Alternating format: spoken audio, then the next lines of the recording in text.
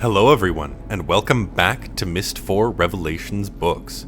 I'm G, and we are in Spire.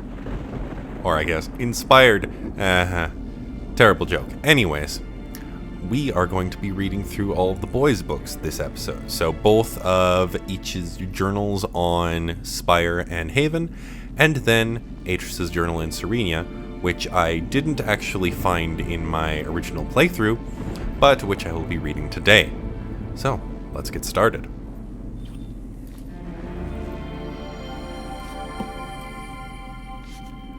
It appears that I have underestimated him. I did not think he could be this devious. He always said Spire was dangerous, but I assumed he meant its people were violent and potentially xenophobic, the perfect combination with which to orchestrate a coup. But there are no people here, no prosperous civilization for me to rule. I see now how his linking panel fooled me. Congratulations, Father. This hand goes to you. I have established a temporary encampment near the vegetal cavern. The food I brought with me should last a month. After that, I will be forced to grow what I eat. The plants here are neither scrumptious nor overly abundant, but I have tasted several and find the nutrition is there. Turning now to the question of escape. I believe there may yet be a mist-linking book here. The simplest way for Father to have disposed of it would have been to jump off the palace as he touched it. There are other ways, of course, but I cannot ignore this possibility. I must at least attempt to reach the ground. This is fast becoming unacceptable. I have slid down every oddly shaped windpipe in this age, and have yet to see below the second cloud layer. I was fairly certain that at least 3 of the passages would prove successful, yet even they dead-ended inside a magnificent sealed cavern full of crystals. The crystals themselves are curious. Something about their inner matrix makes them susceptible to a buildup of negative charges. When I touched one, I received a terrible shock. At the same time, the faint light that had been emanating from the crystal faded, and I heard a very curious hum which ceased as soon as the crystal's charge was expended. I should like to study these crystals more thoroughly, and will institute a plan to mine the cavern extensively. Last night, I saw lights flickering in some of the other palaces. It occurred to me that I might not be alone. What if this age is like Stone Ship? Father could never explain how Emmet and Branch just appeared there. He said the art was always surprising him. Could it be that the lights I saw flickering were made by other people? What I would give to discover this is true. After all these months of solitude, just to have another person to talk to. About the floating rocks. There is a phosphorescent green mineral running through much of this age, which exhibits strong diamagnetic properties. At least, that is the most workable hypothesis I have devised that can explain how the rocks I see outside my garden are able to float. This has given me an idea. If I can capture one of the larger boulders, I should be able to turn it into a vessel, and thereby sail across the clouds to the nearest palace. The most difficult obstacle to achieving this will be maintaining the necessary altitude. I've noticed that these rocks float higher than the highest point on that palace. Forcing my ship to float lower than it prefers will take some doing. For the past few weeks, I have been watching storms move through the second cloud layer. They appear as flashes of light inside the strata. The violence of these storms does not reach me in the garden. I encounter no rain. Barely feel the wind. I'm completely safe here, nestled between layers. I do not know how this is possible. How could Father have created a world which exhibits so many scientific impossibilities? He never did explain how to write an age. He never taught Achenar and I the art. I wonder now if I should have insisted. The crystals I mined from the lower caverns are really quite remarkable. There seems to be no limit to the amount of electricity they can store. Unfortunately, this makes working with them difficult. So long as a charged crystal is isolated, the energy inside it remains trapped in its matrix. But the moment the crystal even brushes against a grounded object, the stored charge flows out, producing a most amazing song. I should like to capitalize on this singing ability, if only as a pleasant diversion. It might be nice to hear some music in these caverns. Regardless, I believe the crystals can solve my rock ship problem. By affixing them to some of the floating rocks, then casting them back into the clouds, I should be able to harness enough of Spire's natural electricity to fuel an electromagnet. The attractive force of the magnet combined with the smaller magnetic fields of the lightning conductors should be able to lower the ship and guide it to the nearest palace. It is definitely worth an attempt. Another storm is brewing as I write this. I can feel the hairs on my arms starting to rise. I am almost crazed with anticipation, waiting to test the first conductor. My God, is this what Father felt every time his hand hovered above the panel of a book he'd just written? Did he feel this much excitement as he stood, poised to learn if his theories had worked? Why did he never share this with me? If he had, perhaps things could have been different between us. The first conductor is glowing. Here goes nothing. No, no, no, no, no! My calculations were perfect! The ship should not have broken free. The distance between conductors must be too great. I'm going to have to add more to the system. But if I do, the electromagnetic pull will be too strong, and the ship will crash to the floor. So can I counterbalance it? Create a second electromagnet in the roof of the garden? I'm going to have to start building again, and capture another rock for a ship. This mistake has set me back years. But I'm close, so close to reaching the nearest palace. And from there, maybe, accessing the ground. I only hope the linking book still works. Something has happened. There is a structure in the Spire that was not there 9 days ago, when I sailed off to harvest more crystals. Its existence is impossible, yet I have stood inside its foyer and know that it is real. I am forced to make an inconceivable deduction. Somehow, my father is still alive. I do not understand how this can be. Regardless, given the design of the chamber, and in particular its barred dividing wall, I suspect that our reunion will be tense. 15 years, still it is not enough for him. This age was nothing when I arrived, nothing but floating rocks and debris. I am the one who made it livable, and I did so without help from any quarter. If I could have found just one single person to assist me. But no, he does not want to talk about accomplishments. All he wants to talk about are the books. Yes, I burned them, Father. I am sorry. Now can we put the past aside and let me out of here? Another wasted evening, playing repentant sinner in his linking chamber. I do not know why I even waste my time. It is obvious he will never be convinced. But what of Mother? Her endless hand-wringing is as maddening as ever. Yet there must be some way I can use it. Perhaps if I play upon her guilt, create a sculptural vignette which she can see inside their viewer. If I choose the appropriate memory, it should convince her that I too have my regrets. This is intolerable! If he did not intend to set me free, why create the chamber in the first place? To flaunt his all-powerful skills? I get it, Father. Really, I do. Everything I have accomplished here pales in comparison to what you can do with the art. It is the one power you have that I shall never defeat. No wonder you refuse to teach it to me. I will take this no longer. It is time I showed him some of my power. Father believes his chamber to be impenetrable, but he has forgotten the very laws he once explained to me. Frequency and molecular vibration. The crystals can do it. If I find the right frequency, their song can set off a vibration that will tear through the chamber on a molecular level. Those impenetrable walls will shatter like glass. No doubt I will need a great deal of electricity to do it. I had better retune the musical instrument. I have a sister? I do not know what to think. It is something I have never even considered. I must not let it affect me. There is still too much work to be done. I need to get more power to the cables. Building additional conductors will take too long, but if I dismantle parts of the rock ship network, then rewire the remainder directly into the throne. But if his chamber is breached, there will be no need. It is no use. He will never teach me the art. Questioning him about it only makes him suspicious. Perhaps, with him out of the picture, I can learn it from the Denis. I cannot proceed without a sample. I've tried chipping off pieces from the chamber, using every possible method save the crystal, but my efforts have all proven fruitless. How can I convince him to give me a piece, or better yet, a set of matching pieces? This will require a very delicate touch. Wonder if he still enjoys playing. So that was my dear little sister. I see now why he is so taken with her. She is only a child, and yet, several times during a discussion, I caught her studying me, attempting to ascertain what to believe. How much have they told her, I wonder? I don't even care. It's obvious they value her more than they ever did Achenar and me.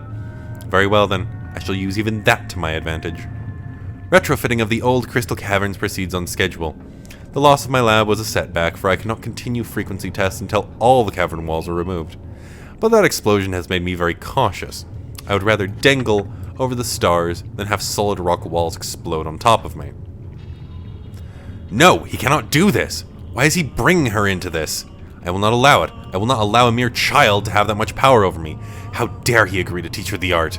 There must be a way, some way to get the knowledge from her. But how? Go ahead, Father. Go ahead and teach her. If you insist on giving this power to Yisha, then I will make sure you're also giving it to me. I have found the frequency. I cannot believe I resisted linking here for so long. Father's warning kept me away. He said Haven was an age of great wealth, but visiting it would be dangerous without him. Lying serpent. Should have known he would say anything to keep Sirrus and me under his control. I despise him. But look, Father. Look who's under whose control now. Stinking rain has not let up since I arrived. It gets almost too quiet. When it does, except for the distant screams of animals. Wonder what exists beyond those cliffs. Too wet to find out tonight, but there should be plenty of time for treasure hunting tomorrow. Judging by the chests in this wreck, I will not be disappointed. Okay, but won't Sirrus be enraged when he sees I got all the emeralds first? Been slashing through the jungle all week and have yet to run into any people. What did you do, Father? Get them to turn this island into some kind of wild animal park? It would be just like you to convince the stupid idiots to do that. I have to hand it to you, though. The heads on some of these beasts will look really good on my walls. Got my first taste of primate today. I was cutting a path through the jungle when one of the stupid buggers clunked me from behind with a piece of fruit. Scared the hell out of me. I whipped around ready to slice and dice, but allowed this ear-piercing shriek. It must have been a signal to its buddies because they all took off into their nests. Too bad Mr. Shrieker wasn't fast enough. Man, is it hot! Actually starting to like these infernal thunderstorms. They ruin a good day of hunting, but at least they cool things down for a while. Surprised my greedy brother hasn't shown up yet. He's got to know I skipped out on him on Serenia after we called that little truce. He's insane if he thinks his plan there will work. We should just kill Father and be done with it. Then again, maybe I should link back to Mist and convince Sirrus to set the old man free here in Haven. After all these weeks of practice, my hunting and tracking skills have really improved. No way, no way, no way, it's not. It's gotta be here, somewhere, gotta be. But I've searched and searched, and where's the blasted linking book? I've gotta pull myself together, come up with a plan. That's what Sirrus would do, isn't it? Where the hell is Sirrus? Doesn't matter, need a base. Somewhere to hole up in, Stop it, think! The ship, it'll do for now, till I build something better. Got to be easier to get into, though. Easier, but protected against intruders. Gotta protect myself, right? Good, that's good, I'm gonna kill you for this, old man! Lashed, blood spurting. Needed better spear. Kind tunnel. Stressful day today. Mostly Karnaks. Figuring out how to use their fishing habits against them was sheer genius. Can't escape. Wrongful imprisonment. Where is Sirrus? Past few days. Too much. Don't remember killing. Is something else here? Big and predator. Hunting. Why haven't I seen it yet? Figured it out. Wicked brother. Tongue of snake. Tricked me here with truce and Serenia. Sirrus is trapped too. While he's busy building the machines. He linked to Spire in search of plunder. Spire! Father's other dangerous age. Miserable camodile. Nearly ripped my leg off. Pulled vanishing act. Just wait until hunting post is finished. More tracks. Rain washed most. Found them. Definitely tracks. Sneaky bastard. Waits. 5th kill site. Looked fresh. Only smelled me coming and took off. What is this thing? My god, the size! Impossible! Hand still shaking. Didn't expect attack. Didn't realize. Magnificent! I'll see him rearing out of sea, water spilling down gills. Such malice, such death in his eyes. Sun sinking behind, reflection so bright, nearly blinded. Must have planned it that way, must have known. But I'm alive. Sea spawn still alive, and I will defeat you. As death is my witness, I shall decorate my kingdom with your bones. Not sure I can do this. Pen feels awkward, keeps slipping. Been so long since I used one. But what else is there? What else to do? Went back to wreck today. First time since moving into house. Found his bones exactly how I left them. Except clean now. Bleached white by the sea. How many times have I replayed it since then? Sun sinking into the waves. Tip of my spear. Gleaming wet with the poison. See myself crouching low near the rocks. So sure he will come. Because of his mate. Sometimes in my head, it happens different.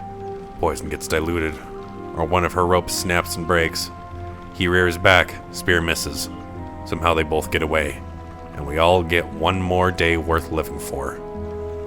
Reset traps today. Swamp water corroded one of them. Forced to go to depot to fix. Coming back, saw a camodile take down a Zephyr. Moved with such precision, not a single gesture wasted. Zephyr probably didn't feel a thing. It's not what I expected.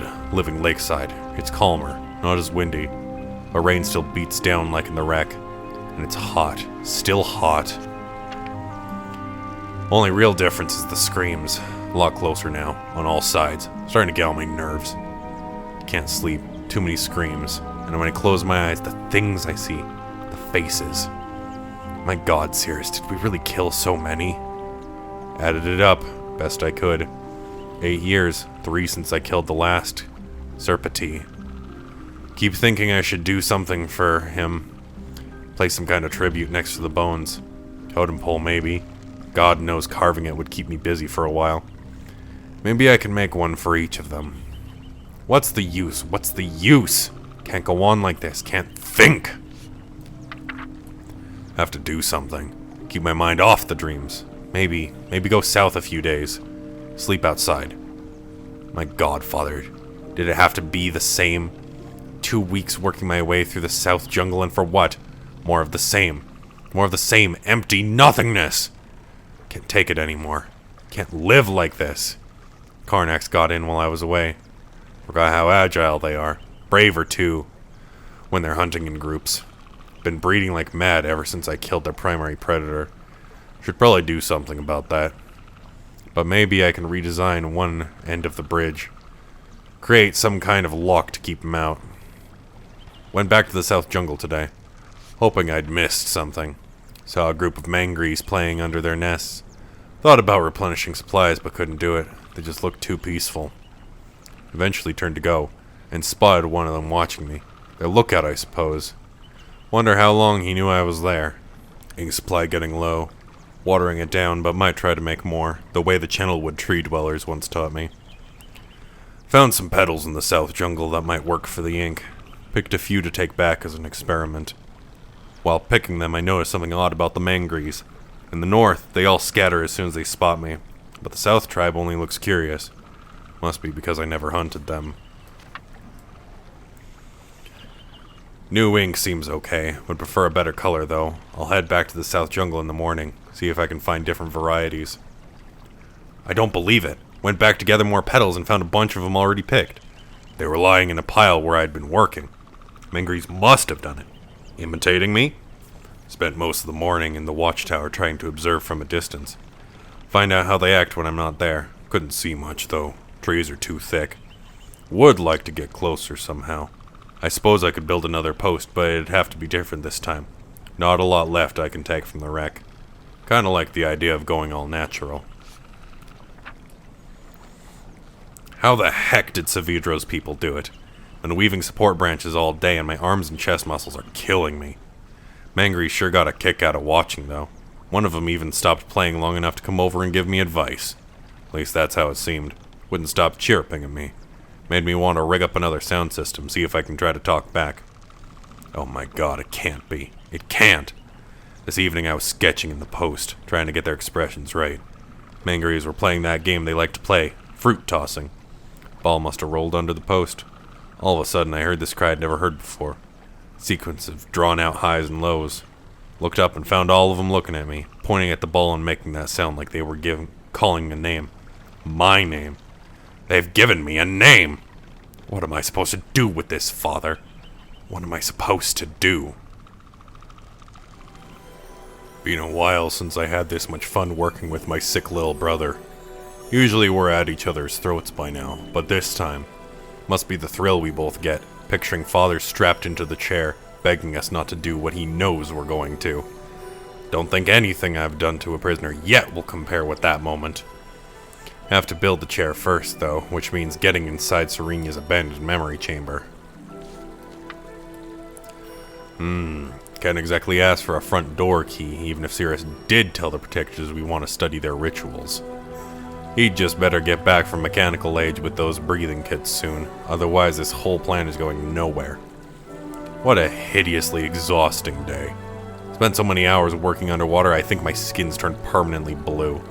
But at least we're finally inside. Sirrus wants to put a lock on our new back door using one of his infamous marble color codes, I'm sure. But that's his deal. I've still got to figure out what to do about the fumes. Maybe if I First night we won't have to use the breathing kits. Of course, I'll wait for Sirrus to take his off first, just to be sure. Then start hauling in materials. Never seen little brother this keyed up before. But like I told him last night, getting the chair up and running is gonna take time. In theory, all it has to do is stimulate the old fungus into doing what it wants to do naturally. Remove a person's memories. But in order for our entire plan to work, we have to keep Father's body alive before, during, and after the process, so one of us can use it later. I'm not even sure the fungus will be able to remove memories from a living body, no matter how much persuasion it gets. Decided to let Sirrus work on getting the chair operational while I start installing the life tanks. Still think this aspect of the plan is iffy, but then I don't intend to be the one who tests them. Sirrus is a genius. Not sure how he did it, but judging from the results of his first test today, looks like he did. Almost felt sorry for the mouse. Okay already. Just how many of these tests do we want to complete before we actually do something? Doesn't he realize that the longer we wait, the more likely it is some protector will catch on that something's wrong? One whole part of what we're doing takes place inside their dream world. They're going to see it eventually. Let's stop wasting time here and instead concentrate on setting up the bait we need to lure Father into his cell. Let's send Mother to Riven already. Getting real nervous now. The only thing that keeps me from panicking completely is this. I know Serenia's weakness. The Life Stone. They'll be lost without their Life Stone. Sure, it'll take a few days, but if I steal it out of the root chamber, the fungus will eventually lose its ability to remove memories. And if that happens, Serenia's civilization will be thrown into total chaos. Might be fun to see it happen. But it also means our plans against Father will be ruined. So I'll do it, but only if it becomes necessary to cut and run. Horrible fight with Sirrus today. All I did was mention taking the stone and he was all over me. Accused me of letting my insatiable desire for instant gratification screw up yet another one of his plans. Then he tried to play the whole Narayan Civil War debacle on me. Almost belted him right then and there. But the fight did show me one thing. My little brother really is a backstabbing weasel. These tests he keeps doing, there's only one conclusion they're leading to. Screw you, little brother. There's absolutely no way I'm gonna sit in that chair for you. I am out of here. Alrighty. And with that, we have read all of the books from Mist 4 Revelation. So, those books are a little different. They're sort of from all of the different time periods involved, from before and after, and sort of in between. But overall, it's nice to read them. But yeah, thank you all so much for following my read-through of the Mist 4 Revelation books, and I'll see you in the next episode. Bye now.